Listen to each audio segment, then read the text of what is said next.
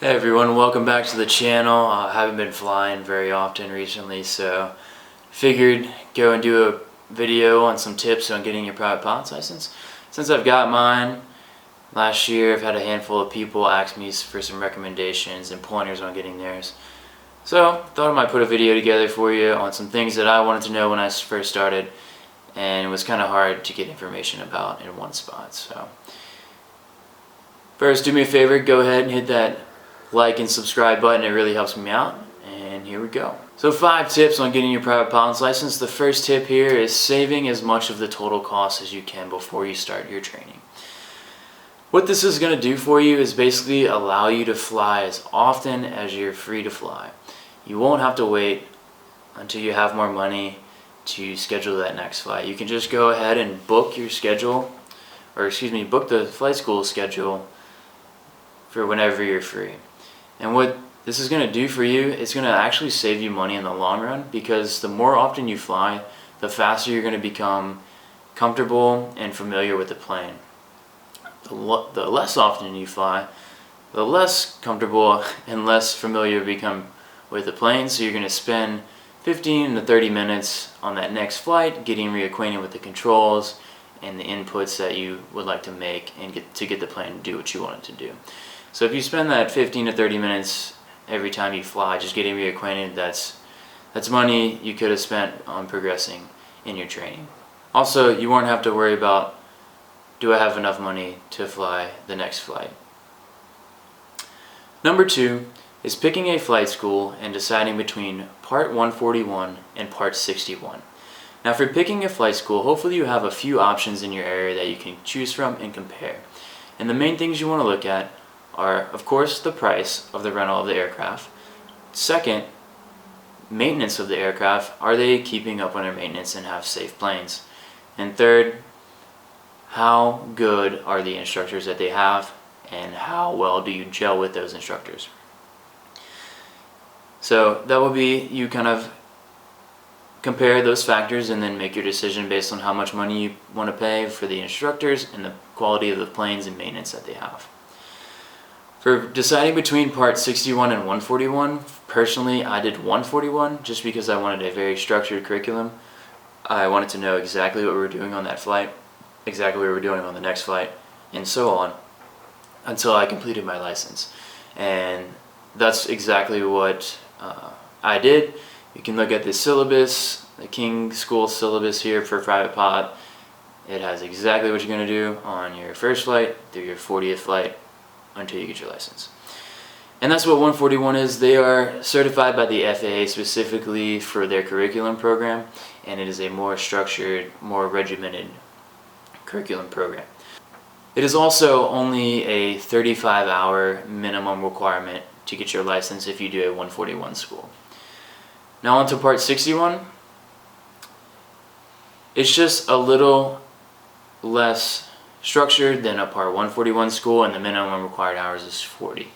So you won't have a syllabus per se. Your instructor will kind of know that you need to work on toward the big private pilot goals, like your hour requirements, your landing requirements, and you just kind of work through those based on what you feel like doing that day, pretty much.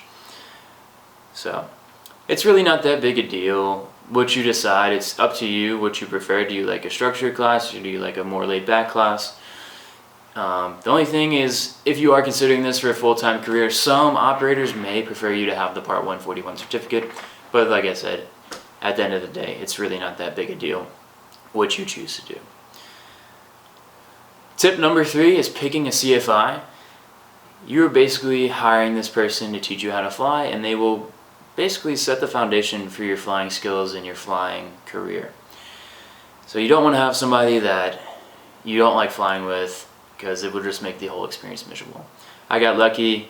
I knew my CFI. He was my buddy from college, and he knew exactly what I wanted to do, knew my goals, and knew my skill set, and pretty much just let me fly the plane. So it was great. Too bad. I was coming. Now, some advice on picking a CFI. There's a few ways to do this. You can go to the flight school and have like a mini interview, kind of meet with a few of them, see if you click with anyone, or you can go take a step further, and if you're already flying, you can schedule a flight maybe like a 30-minute, 45-minute flight with a couple of different CFIs. See who you like flying with the best, what teaching style you like the best, and how they communicate with you. And you know, you might be thinking, why would I pay for a flight for 45 minutes with an instructor? But that might actually save you money as well in the long run, because if you're flying with somebody you don't like, you're probably going to fly more and more longer than you need to, basically. So it might actually save you money in the long run.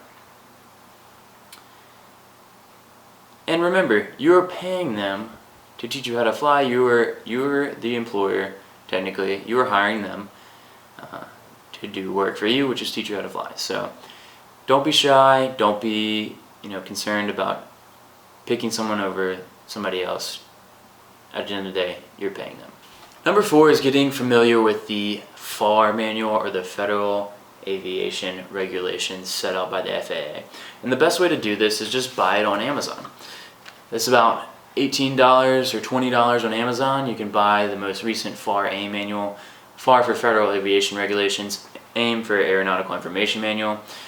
Start reading this, start flipping through it. Mine personally actually has the specific FARs and specific sections that you should look at based on what rating you're going for. So you don't have to read the whole book. You can read the sections and information specifically based on your private pilot, what you're going to learn, and what you're going to be tested on for your written tests and your practical tests. Now, I'll be honest, this is pretty dry to read without any context, but doing so will lend you a huge favor, because humans learn by repetition. So you'll already be seeing that information once. You'll already be aware of it and kind of have an idea of what it means, and then you'll see it in ground school again, and then you'll see it when you're flying, and it will make so much more sense when you're flying. Because I'm a learner by visual and kinesthetic learner, so I learn by doing. So it made a lot more sense actually getting in the air and like, okay, this is this airspace, this is this, etc. So, like I said, if the sooner you start reading this stuff, the more it will lessen your workload when it comes to studying for your written tests and your practical tests. Because you'll have an oral portion of your practical test where the FAA examiner will ask you questions based on the regulations and the information manual, basically. So, and number 5 is to get familiar with air traffic control communications lingo. Most student pilots, it's kind of like in the back of their mind, and they really struggle with getting out even the basic communication requests over air traffic control. It is okay at first if you don't understand the lingo, but you really just don't want to be that pilot that can't get their request out. That said, air traffic control will definitely be patient with you. You can even come on the radio and say, hey, I'm a student pilot, and then say your request, and they will be totally patient with you for the most part. So, but it is pretty obvious at a airport that has a flight school or two on the field, where once I was taxiing out for a training flight, and they had two other aircraft taxiing out for as well with student pilots, and you can just the kid was just struggling to get his request out, and you just don't want to tie up the frequency like that, especially in a busy airspace.